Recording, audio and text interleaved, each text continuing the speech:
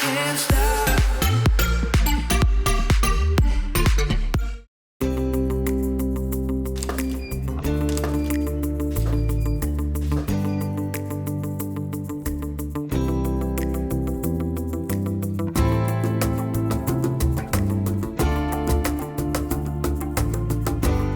I guess we left off season 1 with 2 big events. One was the revelation about Glassman's condition, and his health is certainly something we'll be picking up from the very beginning of season 2. And also Sean having made a big mistake, possibly the biggest mistake that he's ever made at the hospital.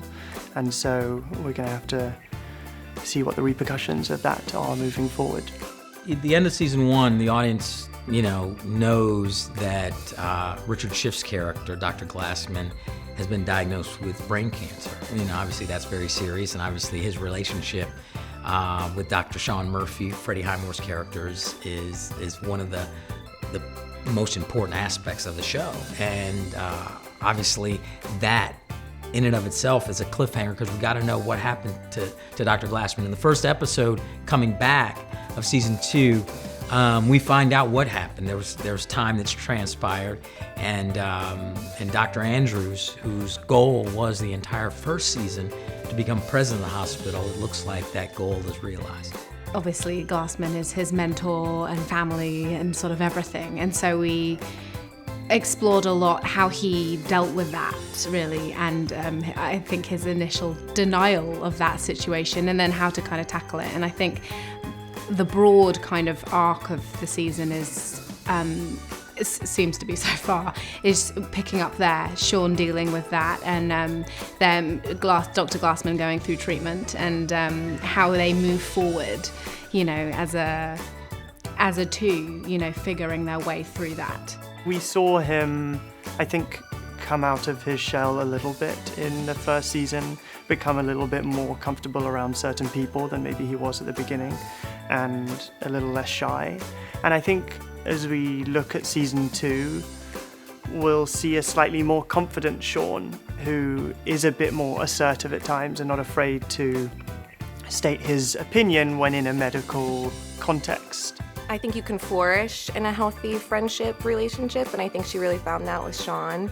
And I think seeing him being so literal and matter of fact and confident in his opinions and his views, I really think she found inspiration from him and their friendship. So I think she took a chance. So Freddie wrote the first episode of the season, and it was very hard because he was so demanding.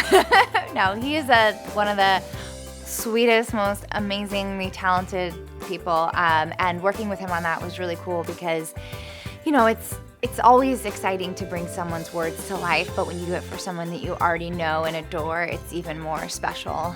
It's about inclusivity, and yes, we are focused on Dr. Sean Murphy, who is on the spectrum, but he's, and that's a very important topic to bring to light and to discuss, and not to make it so taboo. And at the same time, it's about more than that. It's about the inclusivity on a bigger level, on a larger level, with not only the patients that come in, but also the doctors that work at the hospital. I think just we're working with women in powerful positions, we're working with different ethnicities, we're talking about a lot of different issues that aren't just medical. I feel like we get stamps of approval. I don't think anything's ever, one way or the other, but when we represent the autism community and non-neuronormative community, I feel like we've been getting great feedback, and I love the idea that this show can educate.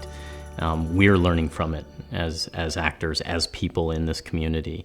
And I think if you're at a place where you're popular with people, it's a smart show, and it's led by really fun, smart, intelligent people that really care about their job, and then people like it.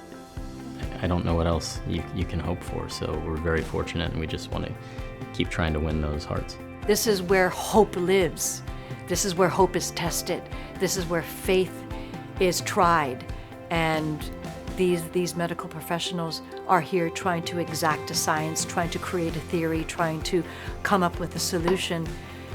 And sometimes it's a gamble, sometimes it's an experiment, but we don't have any other options, but we want to take care of you. And what I appreciate about this show is that in a lot of the cases where we have parents who have kids in the hospital on this show, our doctors on the show come up with different ways to attack it on how to solve the situation. And in a lot of cases, in reality, you are forced in a line that says, no, this is the way we have diagnosed the problem and this is the way we do it. And what I like is that the doctors on the show fight for, no, what if it's this? What if it's that? What if we try this? What if we try that?